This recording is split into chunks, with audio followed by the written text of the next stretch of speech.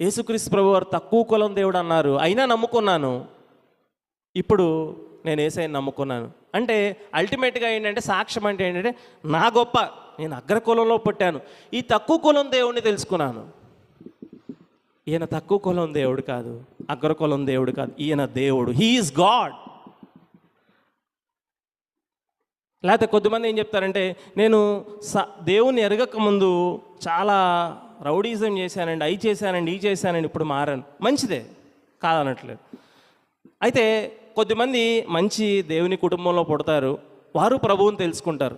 నీ అంత డ్రామాటిక్ సాక్ష్యం వారికి లేకపోవచ్చు, అంటే నీలాగా ఏదో వైవిధ్యంగా వారు దేవుని తెలుసుకోకపోవచ్చు. అలాంటి సమయంలో వారి సాక్ష్యం నిష్ప్రయోజనమా? కానే కాదు. ఎందుకంటే సాక్ష్యం అంటే ఏంటంటే, ఇది యేసుక్రీస్తు ప్రభు వారి గురించినటువంటి వార్త. సాక్ష్యం ఇచ్చి